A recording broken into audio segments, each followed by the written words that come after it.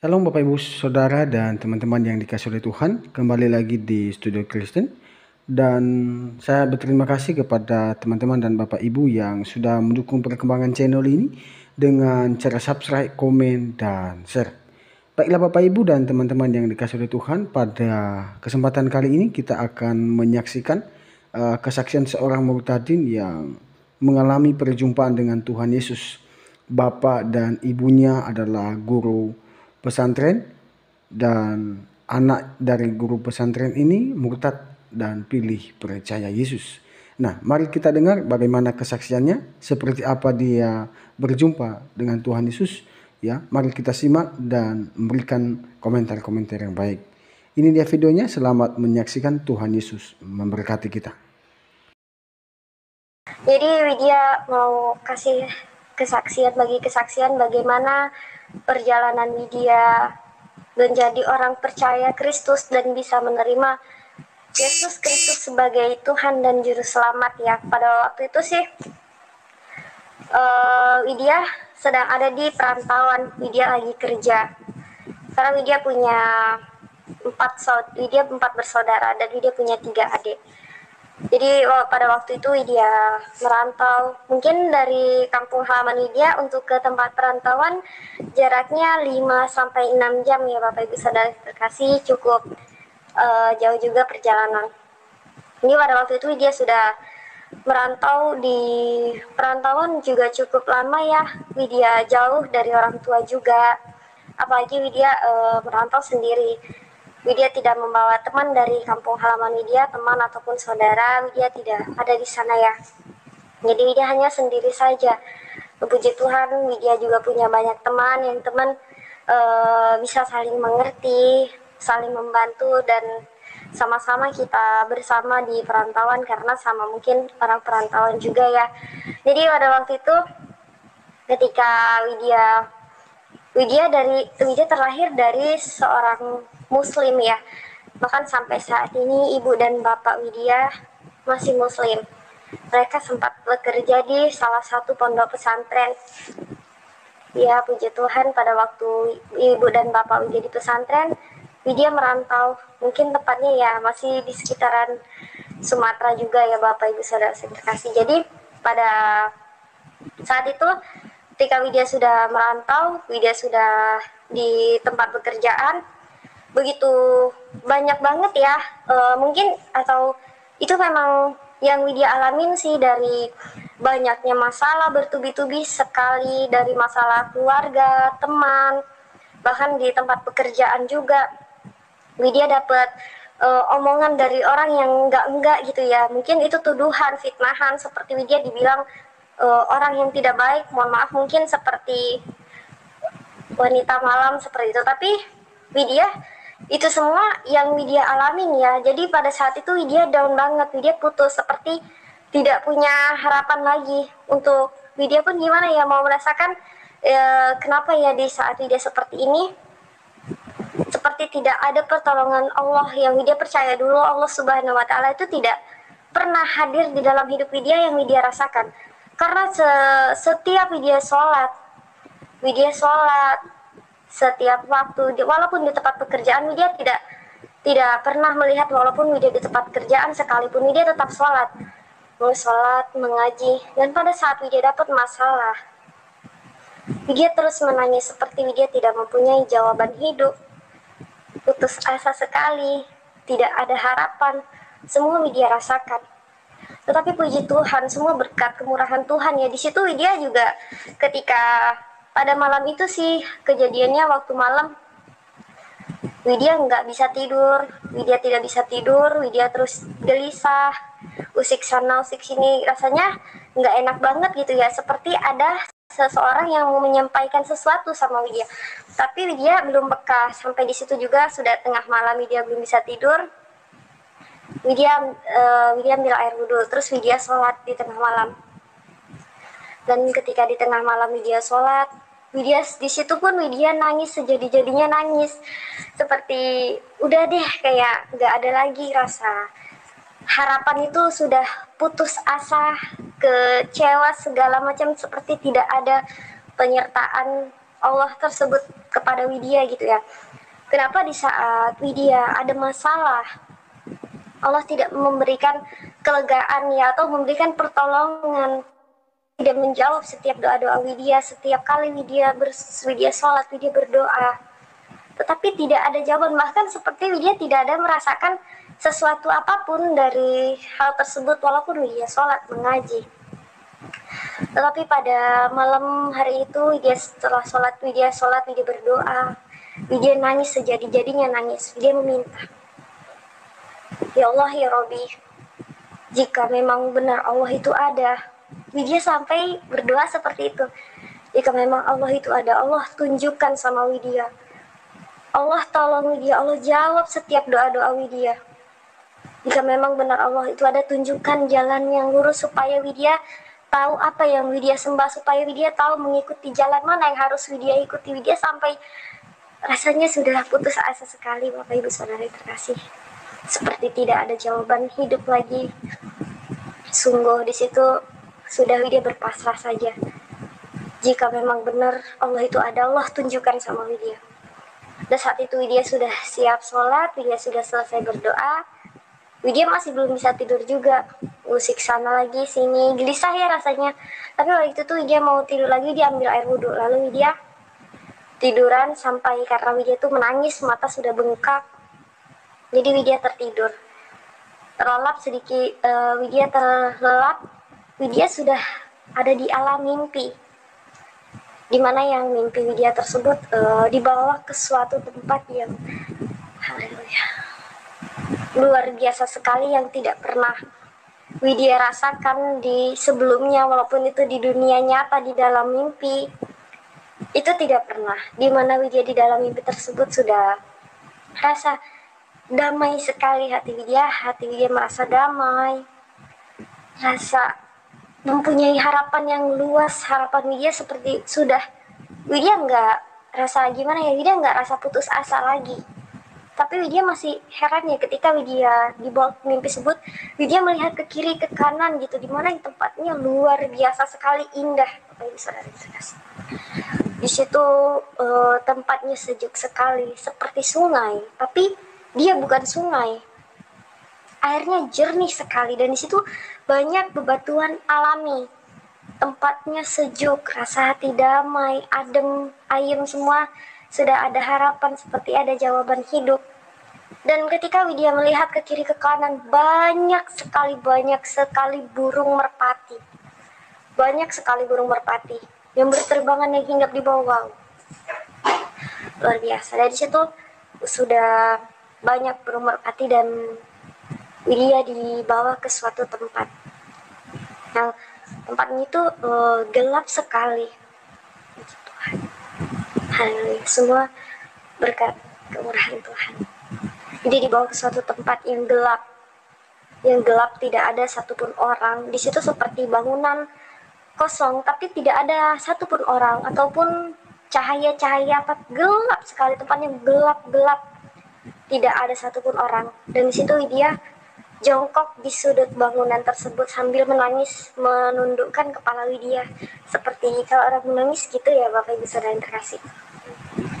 Widya nangis di ujung, sebagaimana Widya nangis ketika banyak sekali masalah, putus asa, tidak mempunyai harapan.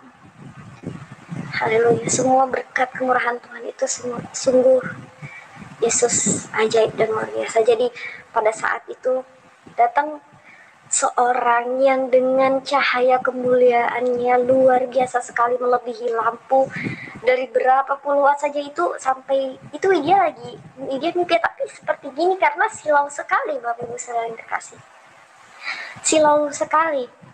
Di situ datang seseorang yang dengan cahaya kemuliaan yang luar biasa sekali. Widya tidak dapat lagi mengatakan, karena begitu ajaibnya Tuhan, baiknya, dahsyatnya ya Tuhan. Semua kemuliaan untuk Tuhan kita Yesus Kristus. Jadi pada saat itu Widya melihat satu orang yang bercahaya. Widya tidak tahu, karena itu melihat cahayanya saja sudah Widya silau banget. Dan di situ haleluya, Tuhan mengulurkan tangannya kepada Widya. Ketika ketika Tuhan mengulurkan tangannya kepada Widya, Widya pegang tangan kanannya. Dan yang Widya rasakan, sungguh ini sebenarnya gue cerita ini teringat itu gimana ya, ajaib banget Tuhan, sungguh ajaib banget. Dan di situ ketika Widya pegang tangan Tuhan yang bolong, kenapa Widya rasakan tangan yang bolong? Widya raba tangan yang bolong. Di situ Widya belum gimana ya, Widya masih berpikir saja ketika di dalam mimpi tersebut. Tangan yang bolong, lalu Widya terkejut, Widya terbangun. Widya terbangun tengah malam karena nggak lama, sebentar saja Widya tidur. Widya terbangun sampai Widya nggak tidur lagi. Keesokan harinya Widya bekerja, Widya kerja sampai Widya melamun, terbawa pikiran. Terus Widya ngelamun, bekerja Widya ngelamun karena Widya memikirkan sebenarnya Widya tuh mimpi apa sih. Widya melamun, sering melamun, terus diam. Bahkan sampai Widya terpikir apa itu malaikat untuk menjemput Widya gitu, tapi enggak. Di situ Widya rasakan hati Widya damai dan Widya mempunyai harapan. Dan di situ terus Widya melamun sampai teman kerja Widya bilang, Widya kenapa sih, katanya, ngelamun aja kerja kamu, katanya. Itu kepala toko Widya bilang sama Widya. Terus Widya bilang, iya bang, Widya sering melamun, terus banyak pikiran, mikirin mimpi itu. Widya mikirin mimpi itu tuh sungguh berpikir keras, itu mimpi apa sih, sampai Widya telat makan, Bapak Ibu Saudari terkasih. Dan pada sampai saat itu Widya berani cerita dengan salah satu teman Widya yang orang Kristen, dia cewek. Widya cerita kepadanya, dan dia bilang setelah Widya ceritakan tentang mimpi Widya, teman Widya bilang, kamu mimpi bertemu dengan Tuhan Yesus. Di hati Widya makin penasaran dan masa sih Widya mimpi bertemu dengan Tuhan yang orang Kristen, pikir Widya seperti itu ya. Jadi Widya masih terus Widya sholat, Widya bawa doa juga. Ya Allah, sebenarnya Widya mimpi apa ya? Widya mimpi apa sampai ke bawah pikiran mulu? Masa sih kalau Widya duduk, kadang Widya sambil kerja juga banyak banget ngelamunnya. Widya mimpi, masa ya Widya mimpi dengan Tuhan orang Kristen. Tapi di saat Widya mengalami mimpi tersebut, Widya merasakan hati Widya tuh ya kayaknya tuh sukacita dan mempunyai harapan, tidak putus asa seperti yang sebelumnya. Sepertinya itu sudah tidak ada harapan lagi. Widya mau hidup, tujuan Widya juga Widya nggak tahu. Tapi di situ ketika Widya dapat mimpi seperti itu, harapan Widya rasa ada harapan, Widya tidak putus asa, Widya rasakan damai sejahtera. Tapi dia terus berpikir sampai Widya sudah ceritakan dengan teman Widya. Dia ceritanya sih, ya dia bilang Widya mimpi bertemu dengan Tuhan Yesus, tapi masa sih Widya mimpi dengan Tuhan orang Kristen. Jadi Widya nggak dengerin, terus Widya kerja lagi. Sampai Widya terus mikir mimpi itu, Widya mikir sampai Widya jatuh sakit. Pada saat itu Widya jatuh sakit hampir 2 bulan. Widya kena asam lambung. Asam lambung sudah kronis, sudah parah banget. Bahkan Widya tidak bisa jalan, Bapak Ibu Saudara terkasih. Widya tidak bisa jalan, sampai mau makan juga sudah nggak mau. Tapi terus Widya belum cerita sama orang tua Widya. Bahkan ketika Widya sakit hampir 2 bulan, Widya belum cerita sama orang tua Widya karena Widya nggak mau nanti ketika Widya jauh, orang tua Widya bawa pikiran, terus yang enggak pikirannya udah lagi ada masalah di dalam keluarga gitu ya. Jadi Widya nggak bilang sama ibu sampai 1 bulan, hampir 1 bulan baru Widya bilang sama ibu kalau Widya sakit. Dan di situ ibu Widya suruh Widya pulang. Sebelumnya Widya ambil cuti ya 2 minggu, Widya di kos-kosan, Widya nggak bekerja. Sampai udah hampir 1 bulan baru Widya telepon ibu Widya kalau Widya sakit. Jadi waktu itu ibu Widya bilang mau dijemput atau Widya sendiri. Widya bilang Widya sendiri kuat kok Bu, karena abang travelnya itu masih satu teman Widya ya, jadi dia yang nonton Widya, yang jaga Widya, bahkan makan juga. Tapi Widya nggak mau makan, Widya terus mikir melamun aja di dalam mobil sampai sudahlah Widya lagi sakit. Karena kalau asam lambung itu Bapak Ibu Saudara-saudara yang terkasih, ketika kita banyak pikiran juga itu jadi pemicu ya Bapak Ibu. Widya makin nggak bisa ngapa-ngapain. Setelah Widya sudah sampai di kampung halaman, ibu sama bapak Widya menangis lihat keadaan Widya, karena badan Widya tuh kurus sekali, kurus banget ya. Waktu itu berat badan Widya hanya berapa kilo ya, 42 kilo dengan tinggi badan 167. Widya hanya berat badan punya 42 kilo. Ibu Widya sedih banget. Jadi waktu Widya sudah di rumah, Ibu Widya bilang Widya tidurnya di depan rumah saja biar kelihatan kalau mau makan ataupun Widya kenapa-napa ada yang tahu gitu. Karena waktu itu pas ibu masih di pesantren, jadi ibu pulang balik dari pesantren ke rumah, karena dari pondok pesantren ke rumah Widya nggak cukup jauh sih ya, perjalanan 40 menit sudah sampai. Jadi waktu itu ibu pulang balik liatin Widya, dan Widya waktu itu dijaga sama nenek. Widya tinggal di rumah mama. Jadi Widya terus karena ibu di pondok pesantren pulang balik, jadi Widya di tengah rumah. Widya pun menangis karena udah hampir 2 bulan Widya sakit, kok belum ada berkurang. Widya terus sedih banget. Widya udah minum banyak obat segala macam apapun itu, tapi sungguh ya gak ada sih yang namanya obat mengobati. Semua sakit penyakit itu bisa disembuhkan karena iman. Mungkin karena iman semua bisa disembuhkan, kita percaya pada Tuhan. Tapi pada waktu itu Widya masih terbawa pikiran. Widya terus bilang, masa sih Widya mimpi ketemu dengan Tuhan orang Kristen. Widya masih bilang gitu terus. Sampai pada siang hari itu Widya lagi tiduran di bawah jendela, Widya menangis sambil pegang perut Widya yang sakit banget. Widya nggak bisa jalan. Widya juga harus makan bubur biar bisa ketelan. Itu juga muntah lagi. Widya di situ di bawah jendela, Widya nangis sambil pegang perut Widya. Terus Widya berdoa, ya Allah, ya Robi, Widya nggak tahu harus gimana lagi. Sudah hampir 2 bulan sakit Widya kok belum berkurang-kurang. Widya nggak tahu lagi harus mau minum obat apa. Sudah banyak sekali obat yang harus Widya minum. Sampai Widya sudah pasrah kepada Tuhan. Widya nggak tahu lagi mau itu Allah Subhanahu Wa Taala atau Tuhannya orang Kristen. Tapi Widya percaya Tuhan itu ada. Hanya ada satu Tuhan yang Maha Esa. Widya percaya Tuhan itu ada. Mau itu Allah Subhanahu Wa Taala atau Tuhan orang Kristen, Tuhan Widya mohon sembuhkan sakit penyakit Widya, Tuhan. Widya sampai nangis, sedih banget sih kalau cerita itu, karena sungguh hampir 2 bulan ya badan Widya kurus banget. Widya pegang perut Widya dan Widya terus terdiam sambil menangis. Dan ada namanya Widya di bawah jendela ya, ada angin gitu. Kemudian ada suara yang menyaring, tapi Widya melihat ke kiri kanan, mungkin Widya panggil adik Widya, ada nggak sih orang di rumah? Nggak ada orang, karena Widya tinggal di rumah mama, kan mama pulang balik dari pesantren, jadi nenek Widya yang liatin kadang adik Widya gitu. Tapi waktu itu adik Widya lagi nggak di rumah. Widya panggilin ada orang, tapi nggak ada orang apa enggak gitu. Widya lihat ke kiri ke kanan sampai ke atas, masa sih Widya terdengar satu suara yang nyaring di telinga, yang suaranya seperti firman Tuhan yang di dalam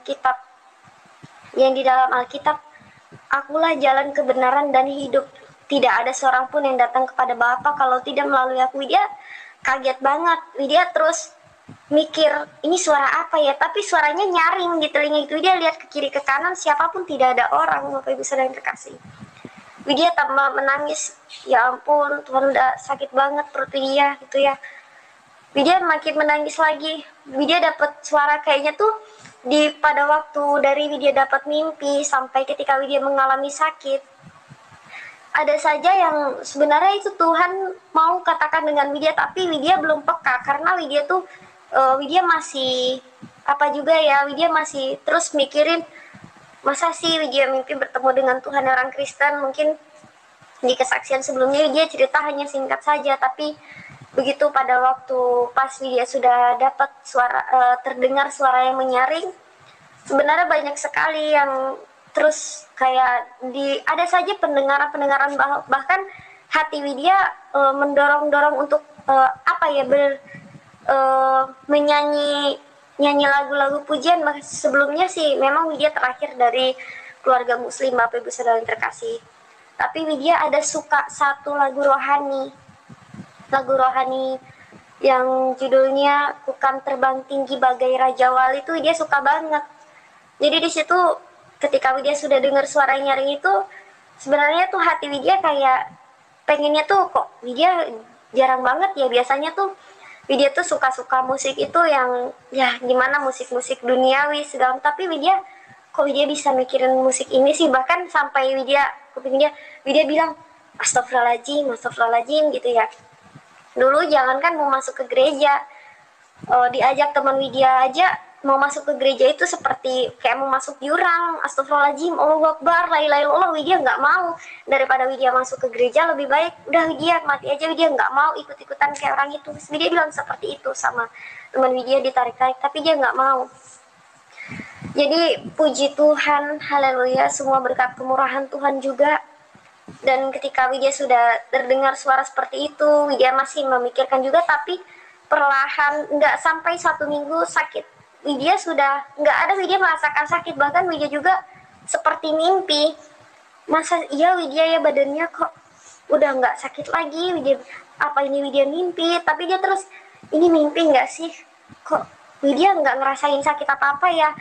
Widya sudah bisa berjalan, Widya sudah, bahkan waktu itu ketika Widya sudah bilang Widya udah membaik badannya, Widya ikut sama nenek Widya ke ladang untuk nanam jagung. Jadi pada waktu itu puji Tuhan Widya sudah membaik. Setelah 1 minggu Widya sudah membaik, mau minggu kedua Widya minta izin sama orang tua Widya untuk Widya kembali bekerja lagi. Dan puji Tuhan di situ Ibu Widya izinkan Widya bekerja. Dan sampai Widya sudah di tempat kerja lagi, Widya juga masih bingung, masih terbawa pikiran juga, sebenarnya itu mimpi apa gitu ya. Karena Widya tuh belum apa sekali dengan, apalagi Widya untuk membaca apa ya, mendengarkan orang nyanyi pujian saja Widya bilang, Widya tutup telinga. Jangan kan seperti itu. Ketika Widya di sekolah, waktu Widya SD, Widya sekolah salaman dengan teman yang non muslim. Mohon maaf Bapak Ibu Saudara yang terkasih, dulu memang Widya tuh sungguh ilfil banget, tetapi Widya sekarang cinta sekali dengan Tuhan Yesus. Betapa baiknya Tuhan di dalam hidup Widya. Widya bilang, ih najis banget gitu. Jadi ya Tuhan, itu Widya akuin sih sekarang, Widya minta ampun banget Tuhan, tapi yang lalu sudah berlalu karena Widya sudah menjalani hidup yang baru bersama Tuhan Yesus Kristus. 9 ayat 1 mengatakan, aku mengatakan kebenaran di dalam Al-Masih, aku tidak berbohong, bahkan hati nuraniku pun yang dikuasai oleh Roh Allah menjadi saksiku. Wow, firman Tuhan ini berbicara di mana Paulus menyampaikan kepada jemaat yang ada di Roma bahwa Roh Allah atau kuasa Allah yang menjadi saksinya ya, ketika dia menyampaikan kebenaran Injil itu ya, dia tidak berbohong, berarti Injil itu adalah kebenaran itu sendiri. Ya, barang siapa percaya kepada Injil atau kepada Yesus Kristus sebagai juru selamat pribadi, ya, maka dia akan mendapatkan keselamatan. Di luar Kristus kamu akan binasa. Ya. Dari kesaksian yang sudah kita saksikan juga bersama bahwa seorang murtadin ini, dia mengalami perjumpaan dengan Tuhan Yesus ya melalui mimpi. Tetapi menarik ya, guru bapaknya sebagai guru pesantren dan ibunya sebagai guru pesantren. Tapi anak dari guru pesantren ini memilih jalan kebenaran, yaitu di dalam Yesus Kristus. Dia pilih jalan kebenaran itu karena dia tahu bahwa kebenaran itu hanya ada di dalam Tuhan Yesus saja. Wow, menarik ya. Semoga video ini ya teman-teman memberkati dan memberikan kita pemahaman yang benar tentang keselamatan itu. Dan semoga juga video ini menguatkan kita, menguatkan iman kita kepada Tuhan Yesus. Sekian saja, sampai jumpa di video-video berikutnya. Tuhan Yesus memberkati kita.